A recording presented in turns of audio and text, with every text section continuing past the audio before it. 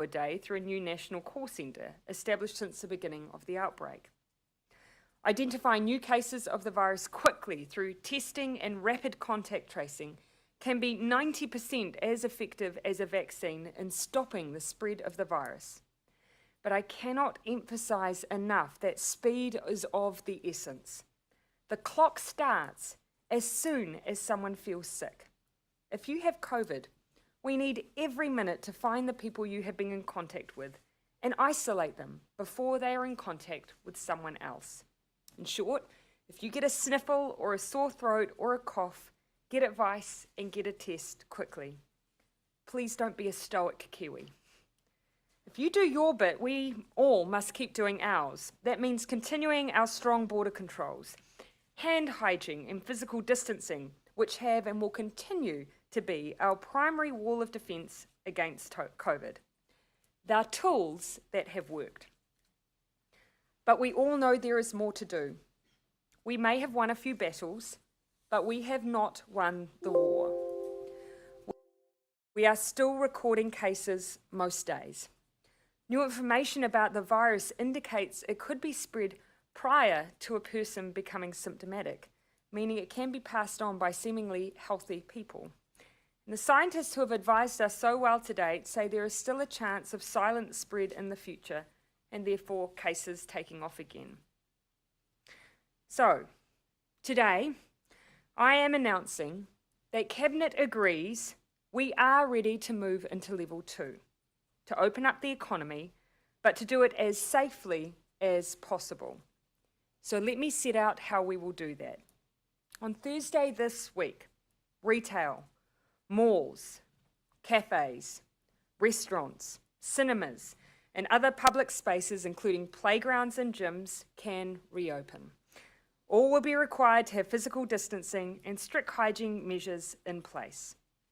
You can begin to move around New Zealand, but space yourself out, especially if you're using public transport. And of course, health services will restart. On Monday, 18 May, all children and young people will be able to return to school and early learning. This staging is to give parents, teachers and education facilities time to plan. And finally, on Thursday, 21 May, bars will be able to open with all the requirements set out last week, including that seating must be provided, there must be space between tables, and there mustn't be multiple waiters and waitresses serving a single table. We have left bars till last because they do pose the most risk. As we can see from South Korea that recently opened up their bars only to close them again after one person created an outbreak of 40 people and caused 1,500 tests. While we have put in place measures and expectations to make all hospitality as safe as possible, these few extra days really do give us a chance to lock in the data from level 3 and feel more secure that we're ready for this move. Overall though, the upshot is that in 10 days' time we will have reopened most businesses in New Zealand, and sooner than many other countries around the world.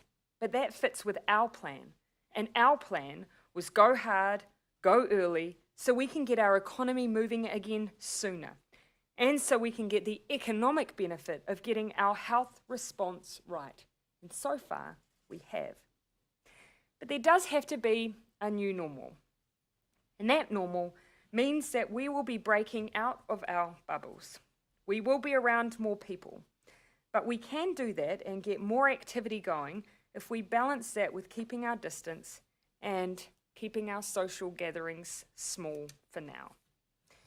Our strength so far has been our willingness to learn about this virus and change the way that we behave to beat it. And we've learnt a lot, especially from our clusters. If you've followed their origin, you'll know that they're a slice of Kiwi life. They have started at wedding receptions, stag do's, a conference in Queenstown that included drinks and socialising, a bar in Matamata. There is a theme. When we come together to socialise in large numbers with one another, there is risk.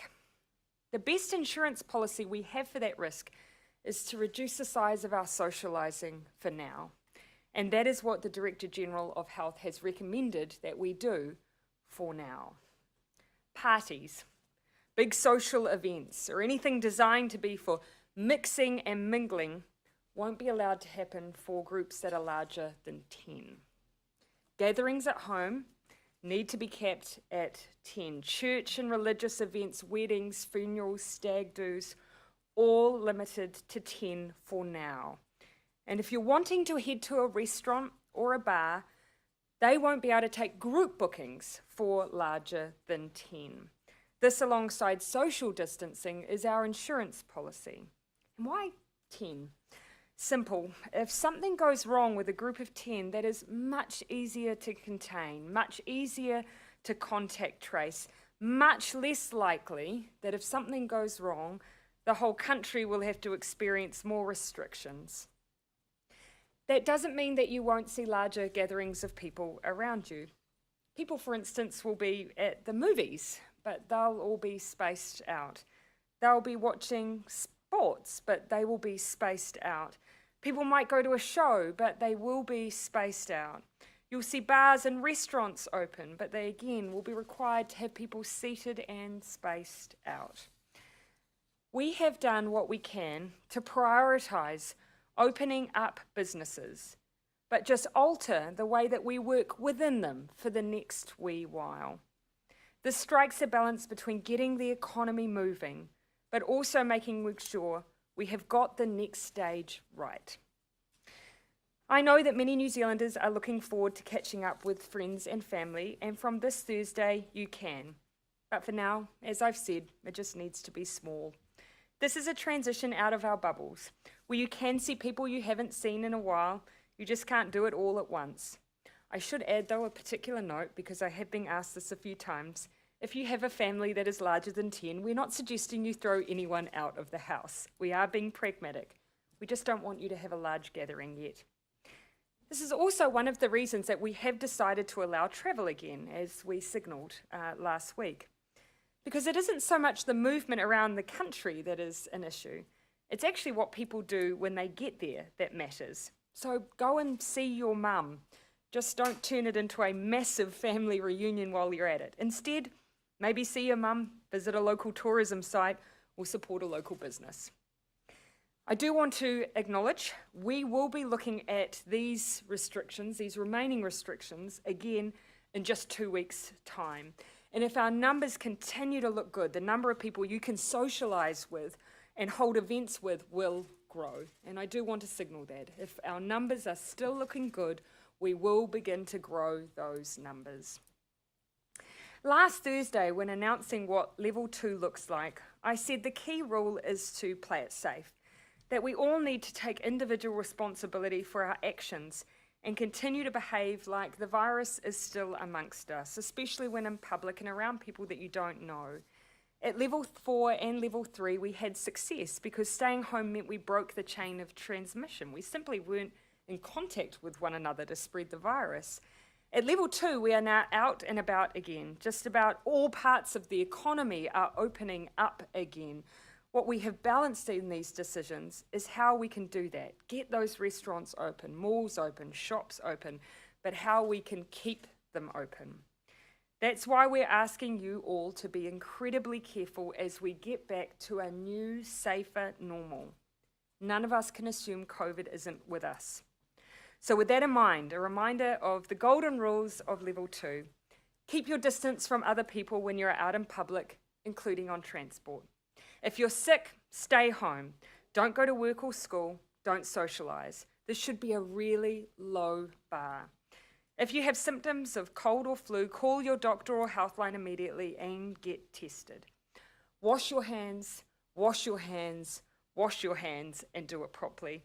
Don't get together socially or mix and mingle with more than 10 people at once, and keep a track of where you've been and who you've seen.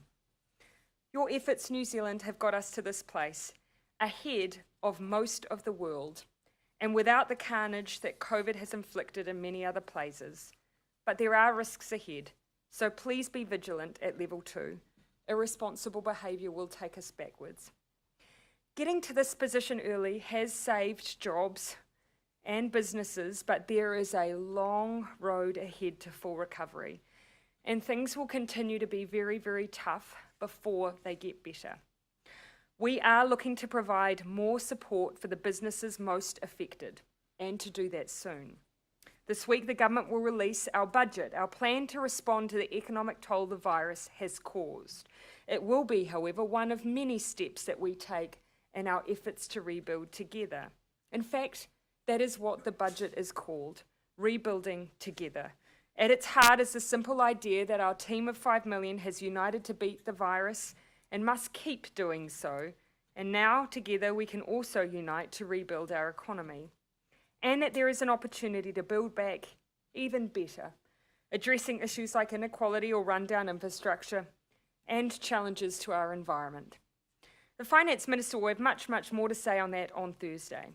So for now, we are in level 3 for just 2 more days. From Thursday, when you wake up, play it safe. Remember that wall of defence we built together as a team now rests with every one of us. So when you're out and about, acknowledge your fellow teammates, enjoy being out more and seeing others. Keep it small, keep your distance, and be kind. The Director General and I are both happy to take questions. How do you differentiate between a restaurant and a bar? Do you recognise that this will be a massive kick in the guts to struggling bar owners? Oh, actually, we've worked with the Hospitality Association, because you're right to point out that is an issue that may have caused problems with definition. So quite simply, we're using the guidance that's set out through the Easter Sunday Anzac legislation. Essentially means if the primary purpose is for dining, you can open. If the primary purpose is for drinking, then there's that delay. That does mean pubs who provide meals and so on will be able to open. It is a really pragmatic way to strike that balance between getting those businesses open as soon as we can, but also balancing the risks that still exist. We don't want to be South Korea, open our bars only to close them again. So there are a lot of people watching this who will feel like we've got a whole lot more freedom now.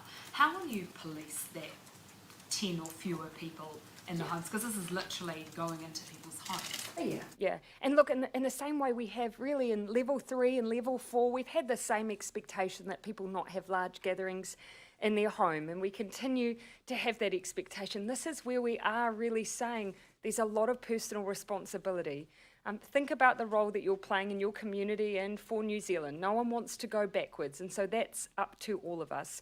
There will, however, still be the ability to enforce. If a large group of students or others, and I don't want to just prey upon students here, but a large group of people get together for a party, there will be the ability to enforce this. There's a few more details on staggering, because you talked about 2 weeks you'll reassess. Will then you maybe look to add another 10, or will that progress more quickly? I would anticipate that it would progress more quickly. I do want to leave that flexibility to the Director General, but he's already been considering that staging already, I see it as being larger than that, but ultimately it will depend on our numbers. Director General? Yes, thanks, Prime Minister, and kia ora koutou katoa. So if you look at Australia, they've gone for actually longer periods, but they've gone sort of 10 to 20 to 50 to 100. As the Prime Minister said, I think we'll be looking to open up more quickly if possible, but it will very much depend on what we're seeing in a couple of weeks' time, and then 2 weeks beyond that as well. Understanding the end point that Cabinet's already agreed is an upper limit of 100.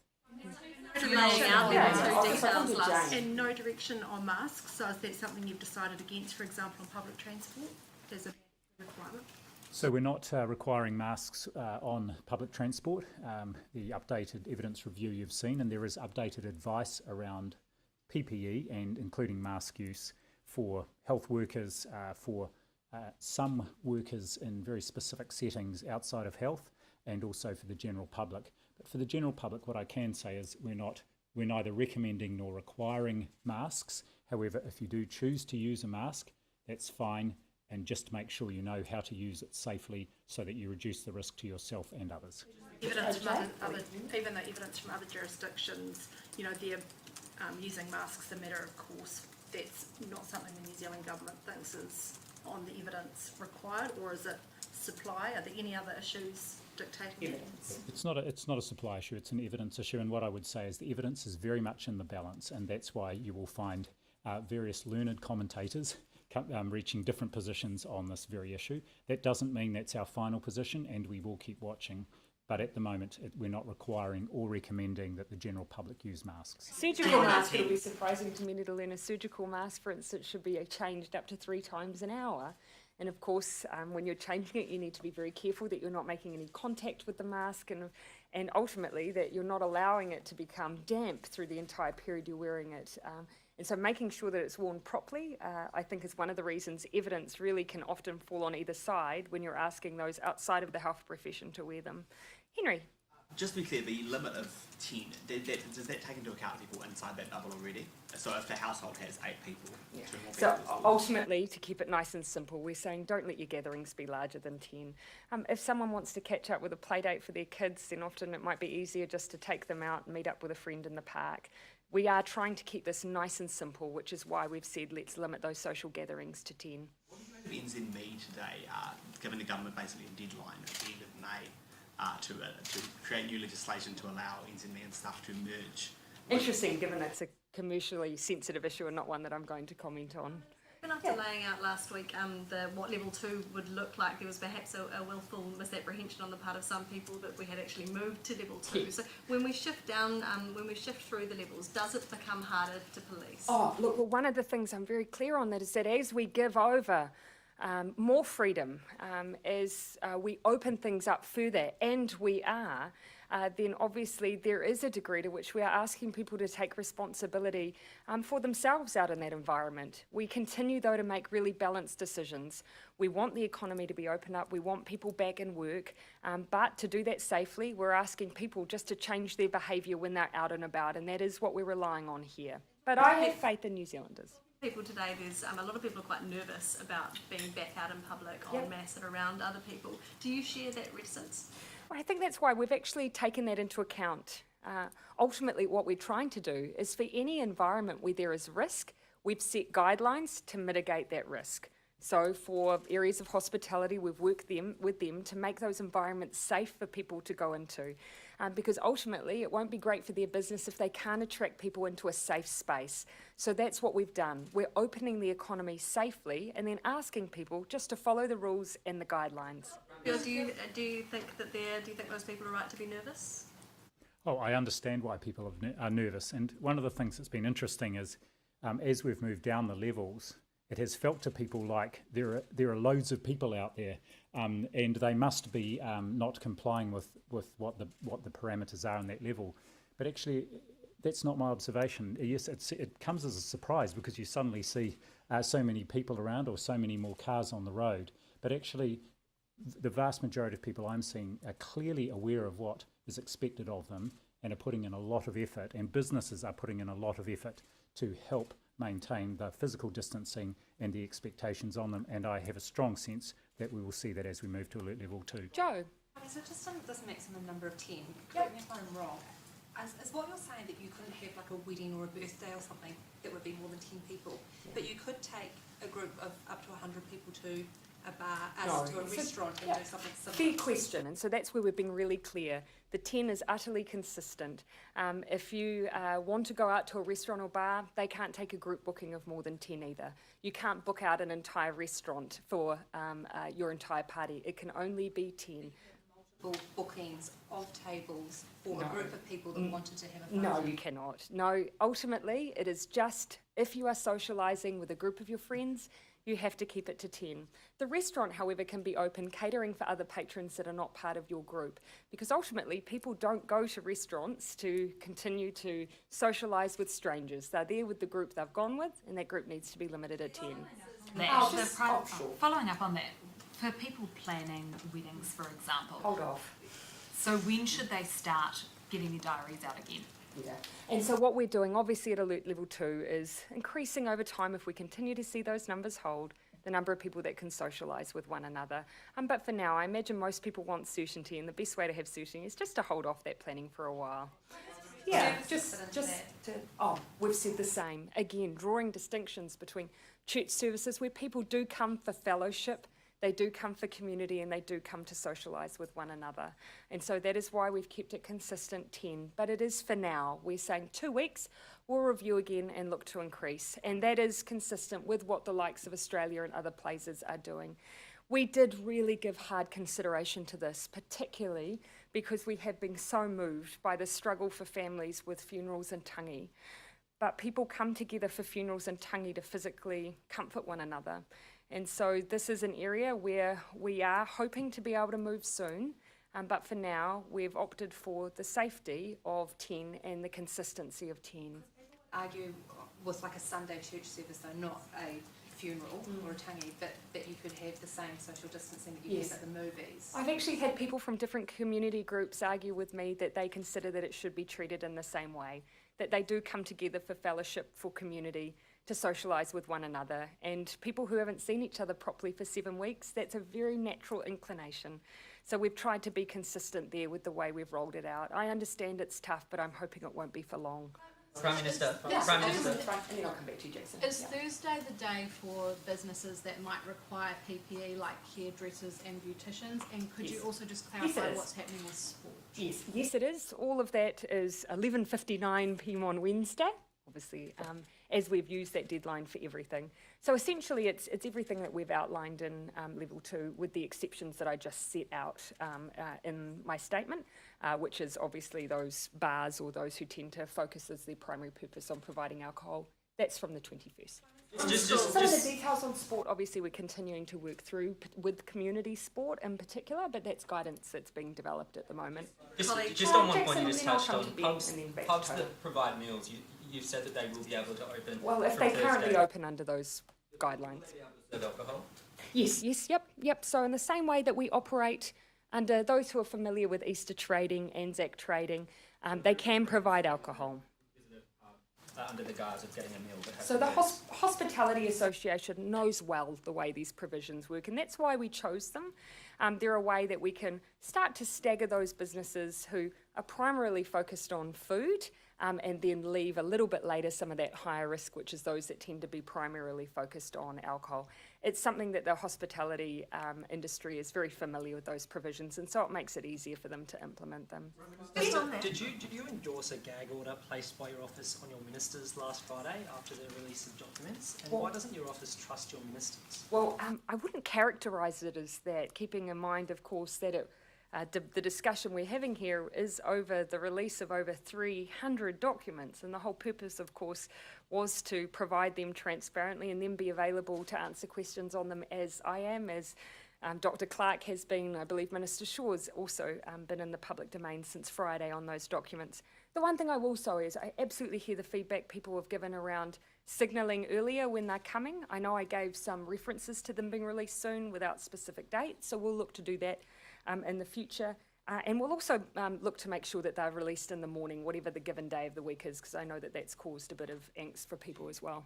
It hits your reputation as a transparent government when Well, it's that way? I don't know that anyone would accuse me of not having been available, given how available I seek to make myself, and nor would I believe that to be the case either. But I will say it's not the language I would have used in an email, but you'd expect that I don't craft all of the emails sent out by people who work in my team. Crowded schools. You go ahead, Tara. In crowded schools, physical distancing won't always be possible. Yeah. How should schools mitigate that? Yeah, and look, that's something from the very beginning we have acknowledged and not had an expectation that schools and children won't be able to be children. So what we've done is work alongside the education sector and to make sure that there are practices in place, hygiene practices that help support a safe environment. And ultimately, we wouldn't move to be having children going back to school if we didn't believe it was safe. And I absolutely appreciate that. I think about this from my perspective and want to make sure that we can give that assurance to other parents too. Over 70s, vulnerable people, rest home visits, hospital visits. So there's updated advice for people over 70 or vulnerable people, and it will be particularly around employment. For those people, it will be a conversation with their employer to look at ways that any risk can be reduced for them, but it is a decision between them and their employer. We certainly would encourage those people to be going out and doing things and doing so safely. And as I said last week, actually, it's beholden to all of us to actually keep those people safe by ensuring we're complying with physical distancing and other behaviours. Visits. Rest home visits, yes. So the visiting policy for hospitals and rest homes is being updated. It will be up to individual rest homes, but you'll also be aware that these are clearly high-risk environments, and we do need to keep the residents in there safe. So any visiting will have very strict boundaries around it still, even in alert level 2. Yep.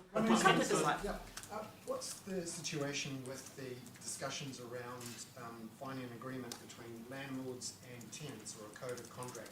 Because there's some people saying that New Zealand First is blocking attempts by the government and cabinet to come to a solution. No, it is still an issue that we are working through, but as you'd expect, one of the things that we're mindful of course, is that the code of conduct in Australia, and equally what we would want to reflect here in New Zealand as well, is a way that we can fairly share the burden of COVID.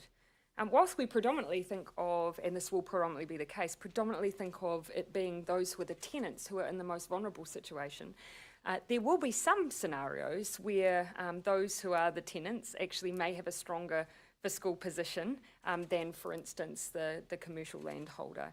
And so what we need to do is make sure that we're covering off those circumstances. Equally, the Australian Code of Conduct hadn't yet been embedded into law when it was announced. We, of course, are looking to work up the proposal and the legislative framework at the same time. So it's just taking a little bit of time to work those issues through. On New Zealand First, is New Zealand First blocking the government from using Section 64 of the Social Security Act to provide benefits to migrants who are streaming here? No.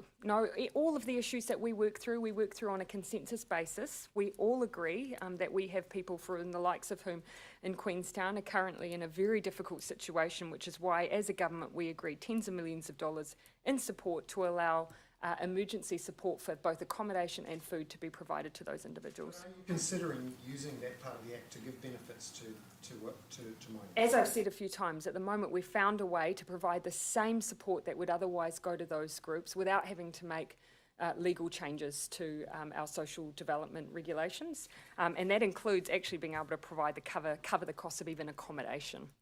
Can I ask for clarification on two areas? One, sports clubs. Presumably golf, hunting, whatever, you can play the sport, but you can't have the social gathering element afterwards. And also secondly... Not more than 10. Yeah, no more than 10. Yeah. So you can go out, you can play, you can do your thing, but don't have the social after. Yep. And just in terms of boarding schools, obviously many more than 10 people Yeah, living. and again, we expect all of those things are being worked through directly with the Ministry of Education and with those who are in boarding environments, tertiary institutions and the like. They've been working hard very specifically on the requirements of how they can make those facilities work safely for themselves and their students. There are some who are already still in boarding housing, for instance, and have been through lockdown level 4 and level 3. Need to be a physical distancing element, because I mean dorms, for example, half could come back, but the other half... What I'm saying is that we're specifically working through that guidance, and without me having looked at the immediate detail that is being negotiated between the schools, the Ministry and the Ministry of Health, I wouldn't want to speak in too much detail on that. So you said appropriate PPE will need to be worn at hairdressers and beauticians. What does that mean exactly? Yeah, Dr. Bloomfield. Yeah, so the advice we've given is it's particularly around masks. And our updated advice will be on our website, and also about our recommendations around where that can be accessed if there's any trouble with getting access to masks. Did you have anything further on that, Jim? Not on that, but on the bars and restaurants. What kind of penalties will there be for breaking those rules? Because if you break Easter trading rules, for example, you can face loss of licence for the premises. Is that the case under these rules? We're using closure here. You'll be closed. Yeah, and we'll keep that consistent because we'd want the consistent application for the way that we're dealing with whether or not you're keeping people separated and so on. So far it's been closure. What I'd need to check is just whether or not that'll be any different in the first week, given we're applying a different set of legislation. What are your reflections on the fact that New Zealand is opening up its economy sooner than Australia, given that when we were at the level 4 lockdown, some people pointed to Australia's more relaxed rules to suggest that New Zealand's restrictions were over the top? Now, our focus has always been on our own response, doing what is best for New Zealand's health and New Zealand's economy. We went hard and we went early. We got control of the virus, and now we're in a position where we can safely step out of those controls and open our economy back up.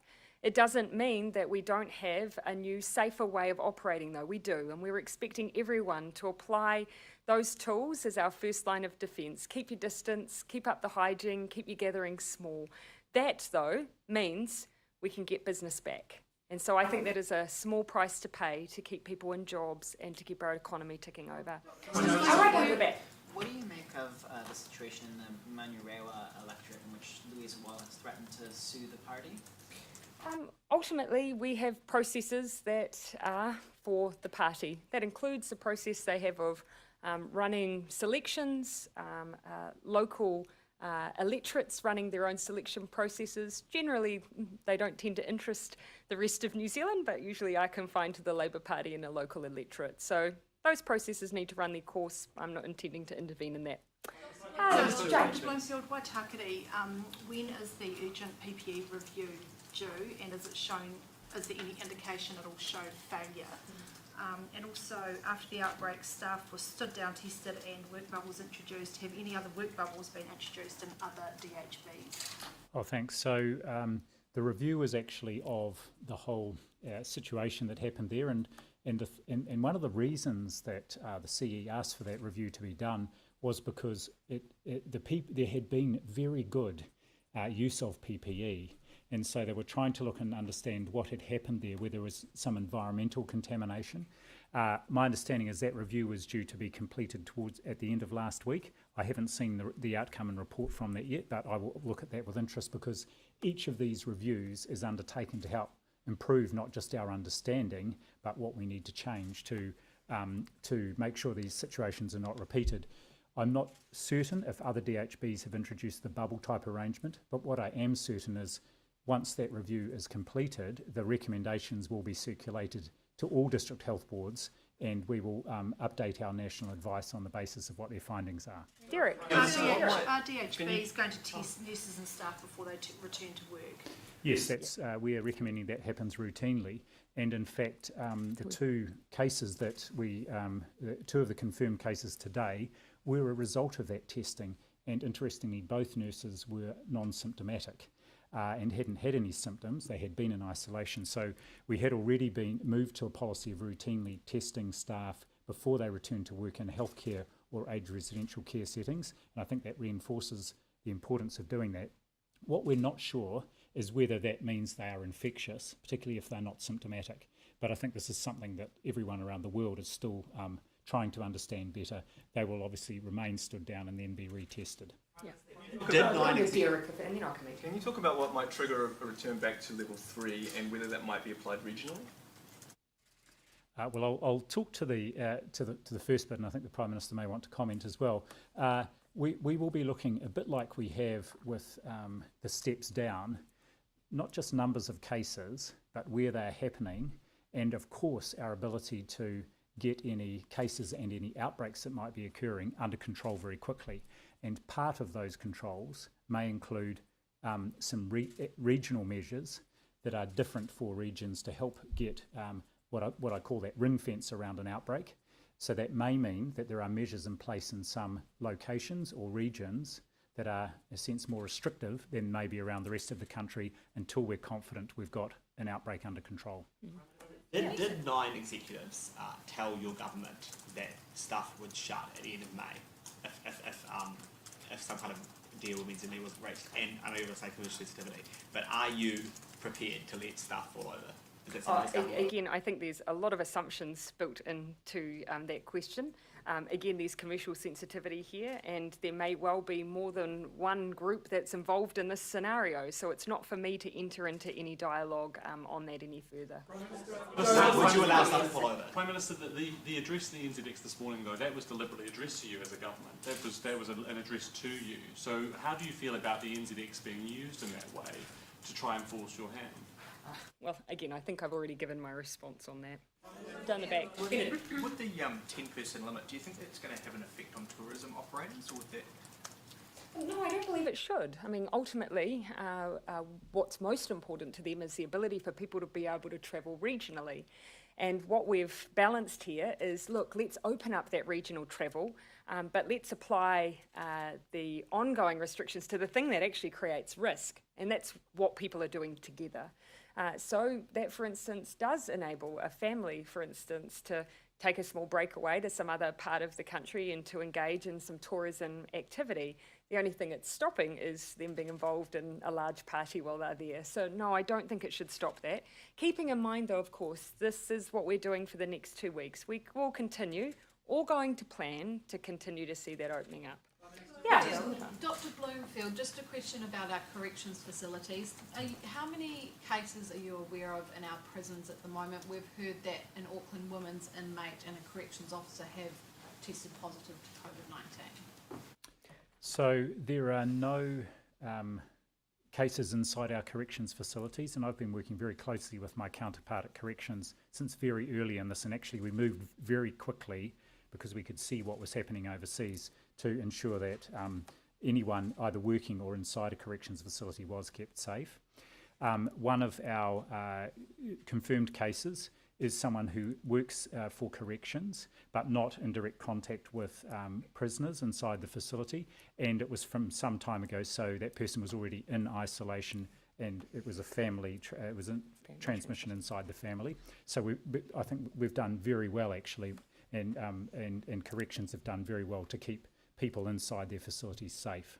How will visiting rights be affected at level 2? Will it be similar to rest homes where it's up to the corrections facility to decide on that? Well, I spoke again to my counterpart at corrections just a few days ago about this, and I know his intention is to enable as quickly as possible prisoners to have access to visiting rights that are their, that are their rights, but to do so in a safe way. And so I think you should look to see, and they will, I'm sure, publish what their national position will be on visiting arrangements under Alert Level 2.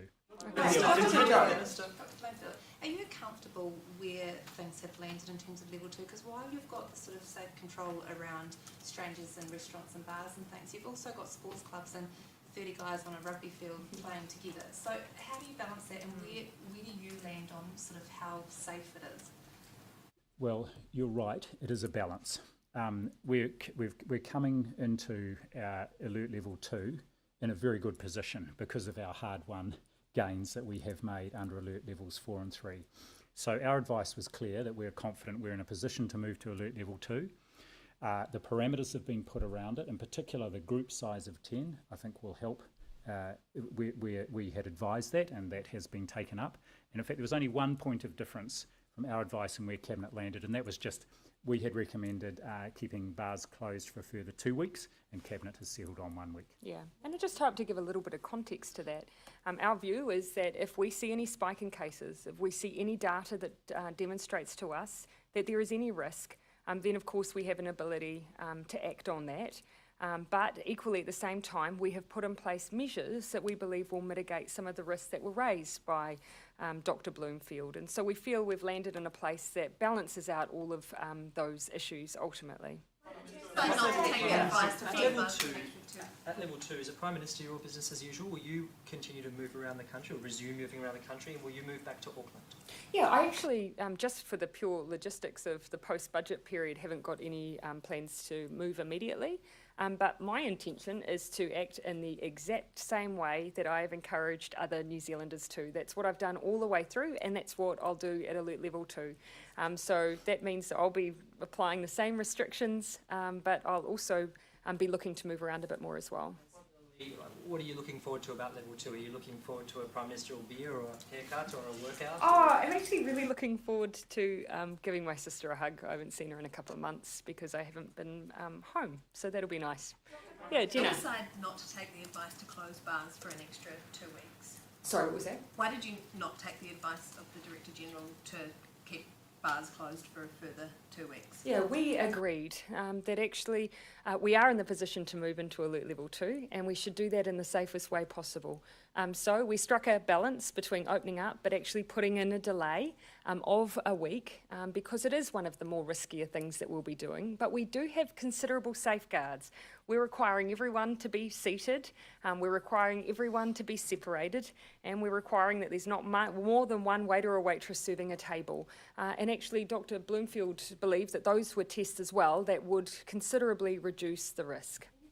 Level 2 are safe and normal. How long do you think we are going to be in that safe and normal before we can go back to proper normal? Well, at the moment, obviously, we've said after 2 weeks, we'll look again at the number of people that are able to gather together socially. And as long as we're making progress, we'll keep opening up.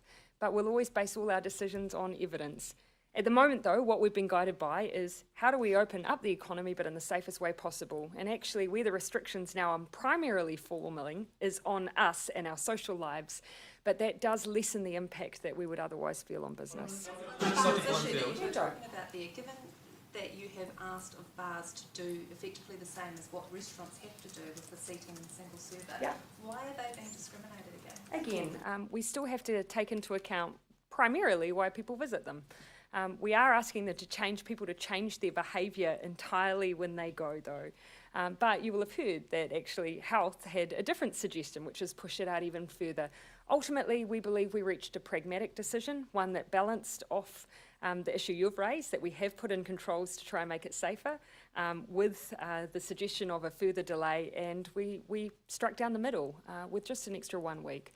That does give us time to lock in that extra data of alert level 3, which is one of the things that I have heard the call from some epidemiologists saying, look, let's just make sure we've got all the data and we are moving safely. That will mean closure. That will be too long. I've also signalled, and I will say it again, that we will be looking to provide more support to business, and that will be something we'll be announcing soon. But that, of course, is reflective of the fact that there will be some businesses who will take a while to gear up even when we start to move into alert level 2. Bernard? What's the government's view on whether the Commerce Act should be changed, or whether the Commerce Commission should be directed or advised to allow a merger of NZME and stuff? Again, I worry that I can't speculate on that question without getting dangerously close to some of the detail of the particular context in which it's being asked, Bernard. So again, I do need to just recall that this is a commercially sensitive negotiation and issue, and I need to let it play out between the parties involved. I'm just going to take a few more. Who hasn't had many? I'll come over. Thomas. Just to follow on from Jenna's question, when the review is on the table, it sounds like increasing the numbers of people in mass gatherings is on the table, but today obviously a wholesale move to level 2 is on the table. So is that an indication that we are probably going to spend longer in level 2 than we've been spending in levels 4 and 3? Is this a longer period that we should get used to? Not necessarily. It all depends on what happens with our case numbers. The goal has always been, as safely as possible, to move back to some form of normality as soon as possible. So we haven't put a final number on level 2, but if we are able to sustain low and no cases, then that will mean that we are further and further towards our goal, our ongoing goal of elimination, and that we'll be able to further open up. There will be some things that will be with us regardless, and I do need to point out that even if we have low and no numbers, we will still be looking at border restrictions, and we will still, of course, be encouraging everyone to practice those hygiene measures that will keep all of us safe. Just, if this goes to plan, if it works, then level 1 could be on the table in a few weeks' time as well. I don't want to put a number on it. The message is keep it up and we can keep moving. If we slacken up, then we might move in the wrong direction. Okay, I'll take last 2 questions. Jackson and then down the back. Can an election take place at alert level 2? Yes. Yep, and down the back. New Zealand's asymptomatic cases have been far low, for Dr. Bloomfield, have been a far lower proportion than we've seen overseas. Here, around 2 or 3% of our cases have been asymptomatic, whereas overseas it's been as high as 43 or 50%. Why do you think that is? So just to clarify, do you mean asymptomatic or community? Do you mean community? Asymptomatic cases, yeah. So I don't think we've put a figure on it. However, what has become apparent in our testing recently, recalling we've actually done over 65,000 tests since we moved into alert level 3, and a lot of those have been in asymptomatic people. We've only found a small handful of those that are positive, and all either related to existing clusters, or we could track them back to overseas travel, but being quite late presentations. Again, not clear what the positive test means in terms of whether they're infective. But I think our understanding of asymptomatic infection, and therefore the possibility of transmission, is still emerging. And this is one of the very reasons why we need to keep our high level of vigilance in alert level 2. One of the good things is we have had a long period under 4 and 3 for those asymptomatic if they are there, infections to present, and we've done the wide community testing and we haven't found pockets of it out there that we weren't expecting. So that's reassuring, but again, maintaining the vigilance. Okay, thank you very much, everyone.